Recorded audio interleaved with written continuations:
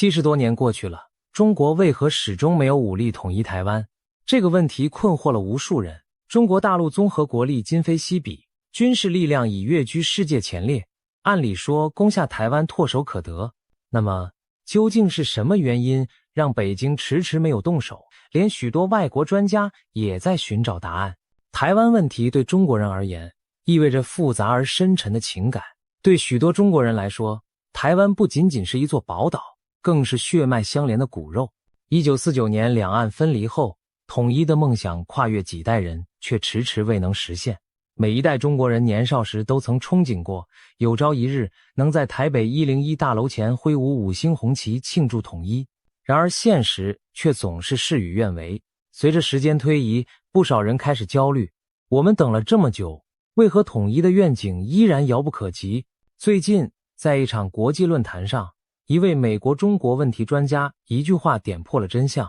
他直言，中国其实一直在下一盘大棋。此话一出，现场瞬间鸦雀无声。看似高深莫测，其实道理很简单。北京并非不敢动手，而是在谋划更大的格局，等待最好的时机，以确保一击必胜。所谓下一盘大棋，说白了就是以长远全局为重，不打无把握之仗。中国在台湾问题上不是一味逞强，而是要等到所有棋子精准就位，才会出手定乾坤。这种战略耐心和布局智慧，正是那位专家所点出的关键。不要误会，中国并不是没有能力武统，相反，人民解放军近年来的发展有目共睹，海陆空军力突飞猛进，航母下水，歼20隐形战机服役，东风快递导弹部队迅速壮大，一支现代化劲旅已然成型。解放军造舰如同下饺子，各型先进舰艇不断入列，战机和导弹部队的数量与质量也日新月异。在东南沿海，大陆部署了密集的东风系列弹道导弹和巡航导弹，齐射之下足以瘫痪台湾主要军事设施和交通要道。海军的2艘航空母舰以及多艘大型登陆舰能将强大兵力投送到台湾本岛。一旦下定决心动武，解放军有能力以雷霆万钧之势撕裂台湾的防御。然而，真正令北京慎重的不是能不能赢，而是怎样赢，付出什么代价赢。回顾历史，新中国成立初期，解放台湾一度近在眼前。国共内战末期，解放军势如破竹，原计划渡海消灭退守台岛的国民党残余势力。1950年，新中国刚刚成立不久，毛主席和中央军委便着手部署解放台湾，行动东南沿海的人民解放军严阵以待。然而，1950年6月，朝鲜战争骤然爆发，国际局势急转直下。毛主席权衡再三，决定抗美援朝，保家卫国，将主力部队调往辽东半岛迎击美军。解放台湾的战略机遇就此错过。趁此良机，美国总统杜鲁门下令第7舰队进驻台湾海峡，公开将台湾纳入美国保护范围，硬生生将解放军隔在海峡对岸。自此，两岸进入长期的隔绝和对峙阶段，台湾问题成为悬而未决的历史难题。在随后的冷战岁月里，北京方面也曾对台采取强硬行动予以警示，比如1958年爆发的炮击金门行动，又称823炮战，解放军对台湾附近的金门岛进行密集炮击，以震慑台湾当局和其背后的美国。尽管炮声隆隆，但由于当时中国实力有限，加之担心与美军正面冲突，这场炮战最终并未升级为登岛作战。60至70年代，中国自身经历了困难时期，台海之间仍旧隔着重重铁幕。北京在强调武力解放台湾决心的同时，也释放出和平呼吁，希望寻求其他解决途径。历史的转折点出现在70年代末，由于战略需要，美国开始调整对华政策。70年代初，中美关系解冻，双方联手牵制苏联。79年，美国与中华人民共和国正式建交。与此同时，单方面终止与台湾当局的共同防御条约，台湾失去了美国的外交承认。但美国随后制定了与台湾关系法，暗中维持对台军售和安全承诺，以便继续影响台海局势。在这种背景下，邓小平审时度势，提出了和平统一、一国两制的创新构想，愿意给予台湾极高的自治权作为统一条件。他甚至表示，统一问题可以等上100年，留待后人解决。只要台湾不宣布独立，大陆就不急于动武。这展现出极大的战略耐心和灵活性。从那时起，和平统一成为中国大陆对台政策的基石，台海局势一度趋于缓和。进入90年代，两岸关系曾迎来难得的融冰。两岸在1992年达成了海峡两岸均坚持一个中国原则的共识，即所谓“92共识”。1993年又举行了汪辜会谈，开启两岸对话的新篇章。然而好景不长，1995年，台湾领导人李登辉访问美国康奈尔大学，引发北京强烈抗议。为了警告台独，倾向大陆于1995年底到1996年初，在台海进行了一系列飞弹试射和军事演习，被称为第3次台海危机。美国则派出2个航母战斗群驶入台湾临近海域，公开为台湾壮胆护航。面对美军的直接介入，当时的解放军现代化水平有限，尚无可靠手段抗衡美国航母，只能暂时偃旗息鼓。这次危机虽然没有演变成战争，但让中国认清了自身军力与美军的差距，也更加坚定了加速国防现代化的决心。随后20年里，中国经济高速增长，国防投入大幅增加，军队现代化突飞猛进。同时，两岸经贸和人员往来日益频繁，一度有人对和平统一燃起希望。然而，台湾岛内的政治局势几经波折。2000年，主张台独的民进党首次上台执政，导致两岸关系紧张升温。2005年，北京颁布反分裂国家法，向台独势力发出明确警告。2008年至2016年，台湾由相对倾向两岸和解的政党执政，两岸交流扩大，经济联系深化，看似朝和平统一方向迈出积极一步。然而，自2016年民进党蔡英文执政以来，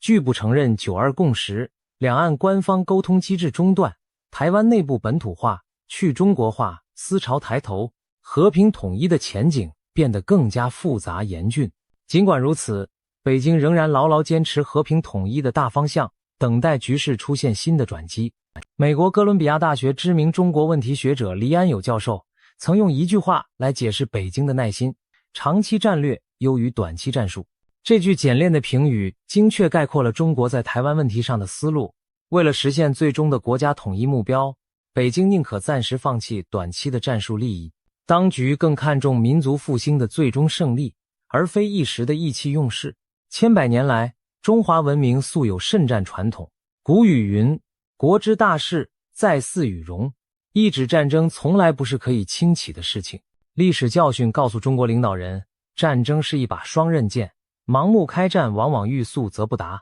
抗美援朝打出了国威，但我们也付出了巨大的代价。对印自卫反击战、对越自卫反击战虽然取得胜利，却一度拖慢了国家发展步伐。每一次动武，北京都慎之又慎，深知战端一开，后果可能超出预期。因此，即使在台湾问题上压力重重，北京依然保持克制，不到万不得已，绝不轻言用兵。有人问，难道中国是怕了美国的介入吗？事实并非如此，新中国从不缺少亮剑的勇气。抗美援朝时，新中国在百废待兴之际，就敢与武装到牙齿的美军硬碰硬，打出一片天地。冷战中期，面对前苏联的核威胁，中国也从未向强权低头。近年来，在南海风波中，美国航母多次炫耀武力闯入南海，解放军同样出动舰队和战机强势驱离，让对方知难而退。可以说，中国从不惧怕与任何大国正面冲突。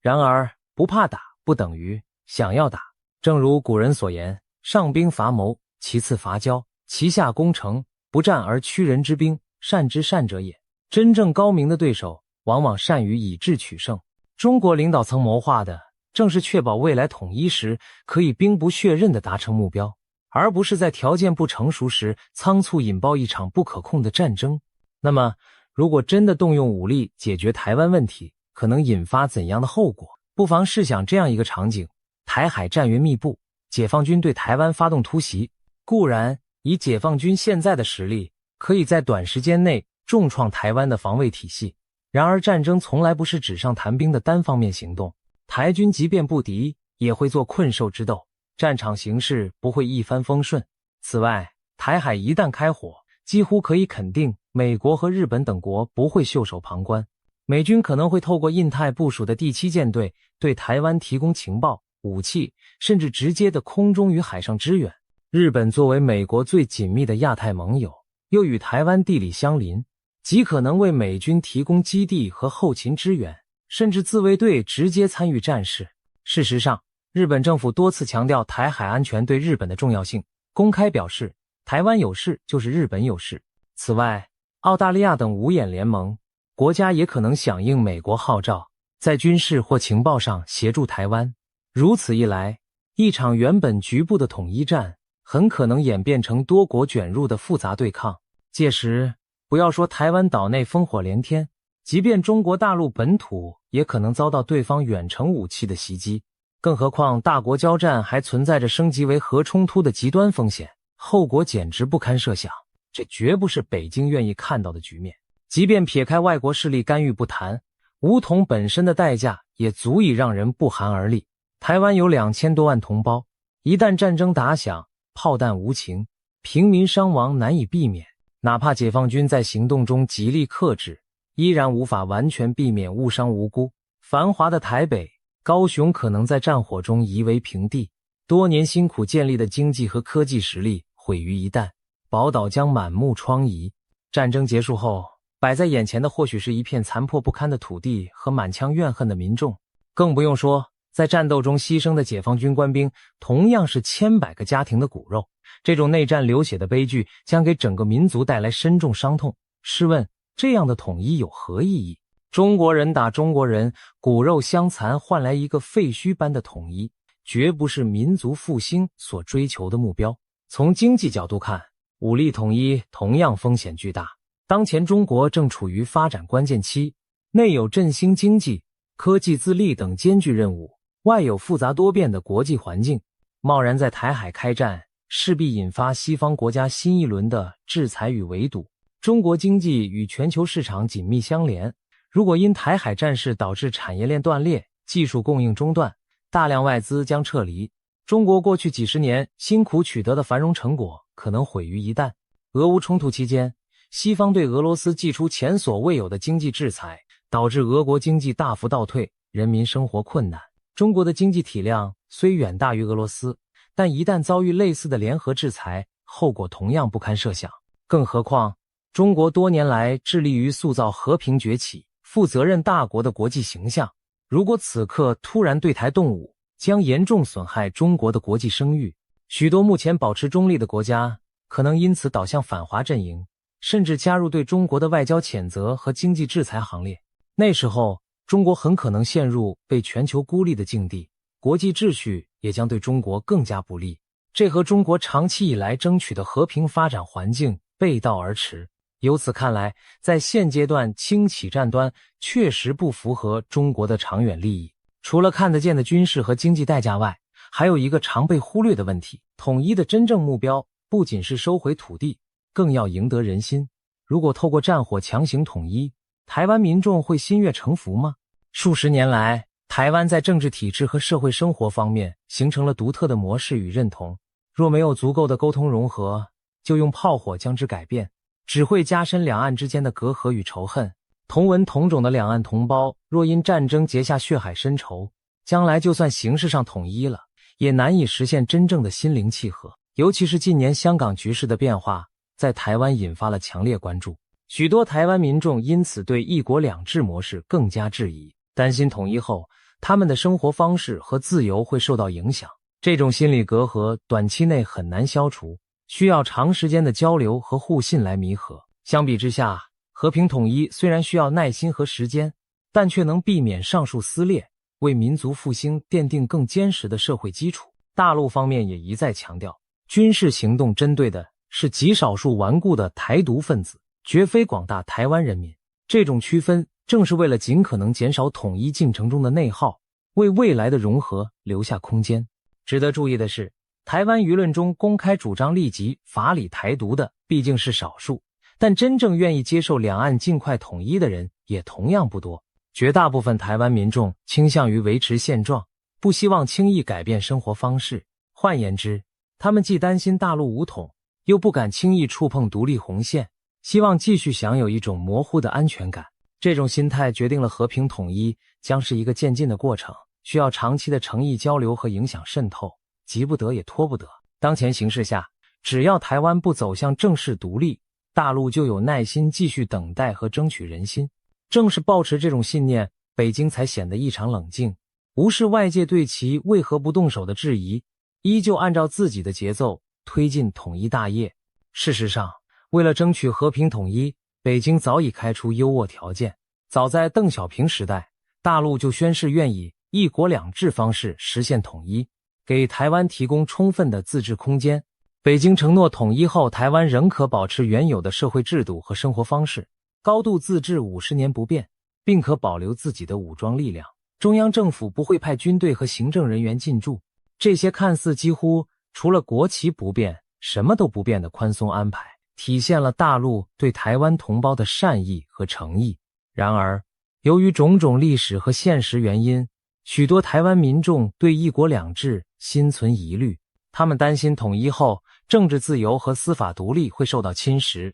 担心大陆的政治模式最终会改变台湾的日常生活，特别是香港回归后的政治变化，让台湾舆论对一国两制模式更加戒备。对此，大陆方面也在不断强调，台湾方案会充分考虑台湾实际，甚至表明一国两制在台湾的实践可以与香港有所不同，更加尊重台湾民意。但信任的建立绝非一日之功，仍需双方通过更多交流来增加了解，化解疑虑。既然武力选项代价高昂且充满变数，北京便选择了另一条路，以拖待变，同时施加压力。简言之，就是在暂不动武的前提下，持续打造有利于统一的环境。中国领导人深知此时动武不如养精蓄锐，用时间换取空间。于是，一方面，大陆保持高度定力，有耐心将这场统一博弈拖下去，不给台独势力任何可乘之机；另一方面，又对台湾当局步步施压，在军事、外交、经济等各个领域全面挤压台湾的活动空间。军事上，大陆加强对台威慑，几乎天天都有解放军各型军机、军舰在台湾周边巡弋警戒，令台湾当局如芒刺在背。2022年8月，在美国众议院议长佩洛西不顾警告窜访台湾后，解放军更是进行了史无前例的大规模环台军事演习，连续多日对台岛实施海空封锁演练，东风导弹更飞越台岛上空，落入周边海域。这次震撼国际的演习，相当于对武统进行了一次预演，充分展示了解放军封锁打击台湾的实力。台湾朝野无不感到压力陡增，也更加清楚大陆说到做到的决心。外交上，北京持续在国际上孤立台湾，几年内又陆续与数个台湾所谓邦交国建交，导致目前台湾仅剩10几个小国还在维持所谓外交关系。台湾当局不得不以巨额金元来勉强维持那些脆弱关系，但终究难敌北京的强大吸引力。经济上，大陆一方面以优惠政策和广阔市场吸引台湾产业和人才西进，另一方面也以贸易限制等手段惩戒台当局的挑衅行为。如今两岸经济关系千丝万缕，台湾对大陆的依存度不断提高，在很多产业领域已离不开大陆市场。总而言之，北京正是要以时间换取战略空间，透过不断增强自身实力和削弱台湾抗衡意志，来为将来的统一创造条件。北京深信，随着时间推移，大陆这边的实力只会越来越强，手中的牌越来越多。反观台湾，寄望外援的安全感将日渐脆弱，所谓巨统的本钱会越来越少。时间在我们这边，这已经成为中国决策者的共识。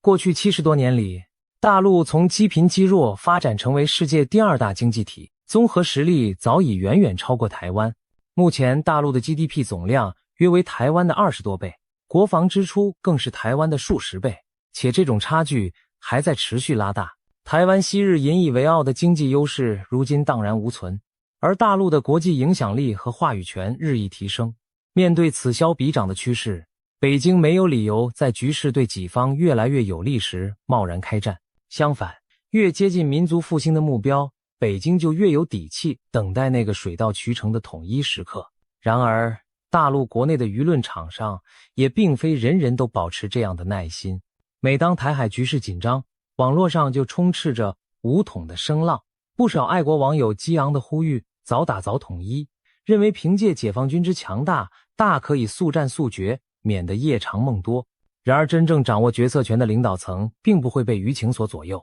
他们深知统一问题复杂敏感，必须从国家整体利益出发审慎抉择，而不能逞一时之快。当民间情绪高涨时，官方反而更加冷静低调，一方面加强战略威慑，另一方面却绝不轻易将口头强硬转化为军事行动。这种冷板凳式的隐忍，恰恰体现出决策者的理性和对大局的把握。其实早在上世纪50年代，毛泽东主席就曾精辟地指出，解放台湾有2个必要条件：一靠台湾人民的觉醒，二靠大陆掌握制空权。前者强调统一需要内部民心的支持，后者则强调军事上取得决定性优势。放到今天，这句话依然具有指导意义。当前大陆的制空、制海和导弹优势在不断扩大，这意味着第2个条件正日渐成熟。至于第1个条件，即台湾民心的转变，仍需通过时间和努力来实现。也正因此，北京一方面强化军备，确保制空权等外部条件万无一失，另一方面耐心等待和促成台湾民意的转变，期望未来能在内外条件都具备时，水到渠成地完成统一。这正吻合了毛主席所说的那2条：台海问题迟迟无法解决，美国的介入是主要原因之一。对美国而言，台湾一直是一枚牵制中国的棋子，美方口口声声表示遵守一个中国政策，实际上却不断向台湾提供武器装备，派遣高层访问，打着以台制华的如意算盘。美国一些战略家甚至露骨地承认，台湾对美国的价值不在于岛上有多少人，经济有多发达，而在于它可以作为牵制中国的地缘筹码。对华盛顿而言，只要能拖慢中国发展，利用台湾牵住中国一只手，就是值得的。不过，棋子终究是棋子，一旦中美力量对比出现根本性转变，或者美国战略重心转移，华盛顿很可能就会放手不管台湾。当今美国自身麻烦缠身，政治内耗严重，国力相对下降，已难以像过去那样随心所欲掌控全球局势。真的要为台湾与中国大打出手，美国决策者也得仔细掂量。毕竟，若引发与另一个核大国的直接冲突，后果同样是美国无法承受的。近年来，虽然美军高层口头声称要协防台湾，但心里非常清楚，一旦兵戎相见，美国在军事上未必能讨到便宜，在经济上更会遭受重创，甚至可能丢掉长期以来的全球霸主地位。因此，美国至今在对台问题上奉行战略模糊，政策既不明说也不挑明，一方面声称尊重中国主权，另一方面又暗中支持台湾，刻意让各方摸不清其底线。美国舆论界对介入台海战争其实也存有疑虑。民调显示，多数美国民众支持对台湾提供武器和外交支持，但真正愿意为台湾派遣美军，甚至与中国直接开战的人并不多见。对许多普通美国人而言，台湾毕竟不是美国的第51个州，让自己的子弟为一座远在亚洲的小岛流血，未必符合他们的利益。因此，在美国政府的算盘里，模糊战略其实也是一种投机和平衡，既利用台湾牵制中国，又避免把自己拖下水。这种模棱两可的态度，恰恰说明了美国对介入台海的顾忌。他想把台湾当棋子，又不敢真的为台湾与中国决战。北京对此看得一清二楚，只要我们自身足够强大，美国干涉的决心就会动摇，最后极可能选择明哲保身，接受台海局势由中国主导的现实。值得一提的是，就连美国内部也有理性的声音提醒华府不要低估中国的决心和耐心。前美国国防部长罗伯特·盖茨就曾公开表示，中国大陆可以在不动用武力的情况下迫使台湾地区屈服。他的言下之意是，随着大陆国力的增强，解放军甚至无需对台湾发动全面进攻，只需依靠经济制裁、海空封锁等手段，就能让台湾在孤立中低头。近年来，美国学界和情报界有人担心，一旦北京运筹帷幄，逐步削弱台湾的抗衡能力，到某个临界点，台湾可能不战自降，自己走向谈判桌。当然，这一切的前提是中国保持战略耐心，不被任何外部挑衅所诱惑，不给对手机会在不利时机挑起冲突。需要强调的是，长期布局并不意味着无限期等待，北京的耐心是有底线的。如果台湾当局一味朝着法理台独的方向铤而走险，或者外部势力在台湾问题上踩踏红线，那么北京绝不会坐视不管。正如中国领导人曾严正警告过，台湾问题不能一代一代拖下去。2005年，大陆通过反分裂国家法，明确列出若台湾以任何名义发生从中国分裂出去的重大事变，中央将不得不采取非和平方式。这部法律的出台，其意图就是向台独势力和潜在的干涉者亮明决心，一旦触碰红线，大陆必将不惜一战。因此我们可以看到，北京一方面不断强调愿以最大诚意争取和平统一，寄希望于台湾人民，另一方面又时刻准备着最坏的应对方案。不久前，大陆刚完成东风系列导弹的密集试射和对台登陆作战演练，这些行动并非要立即开战，而是向内外传达一个清晰信号，那就是我们有能力也有决心，在必要时刻迅速解决台湾问题。目前强化军备，遏制台独，正是为了争取更多时间和更好条件。这绝不是软弱，而是冷静而务实的选择。因为如果真的到了不得不打的那一天，我们也要确保以最小的代价赢得最大的胜利，将一切风险降到最低。外界对于两岸统一何时才能实现有各种猜测，有的西方分析人士认为，解放军可能会在2027年前后，也就是解放军建军100周年左右，具备决战能力，那时或许北京会动手。也有观点认为，北京不会让统一问题拖过2049年新中国成立100周年，因为实现祖国完全统一被视作中华民族伟大复兴的重要标志。不过，所有这些猜测都带有很大不确定性。对中国决策者而言，统一没有固定的时间表，而取决于条件表。什么时候内外条件都成熟了，才是解决问题的最佳时机。如果条件一日不具备，就可以一日继续等待。正因为有这种深谋远虑和冷静自信，北京才能在面对各种挑衅和压力时保持定力，不被轻易激怒。当真正的统一时刻来临时，那将是北京精心选择的结果，而非外界鼓噪所能左右。综上所述，中国迟迟没有动武统一台湾，并非畏惧或无能，而是一种高瞻远瞩的战略考量。正如下棋一般，棋手在布局阶段宁可多花些时间，也要确保最终胜券在握。70年的坚持与等待，正是为了在实力、时机和国际环境都达到最佳状态时，再出手完成统一大业。到那时的统一，不仅要统得了，还要统得稳，统得人心。对于拥有数千年文明底蕴的中国来说，区区几十年耐心不算什么。相反，正是这份耐心与智慧，换来了今日中国崛起的战略机遇。当这层道理被点破后，人们不禁陷入沉思。原来答案并不复杂，只是许多人一时看不透局中人的良苦用心。难怪那位美国专家一句话出口，现场会瞬间鸦雀无声。毕竟，他揭示的正是中国70年来在台湾问题上的坚毅与智慧。真正的强者从不轻易出招，但出招必将石破天惊。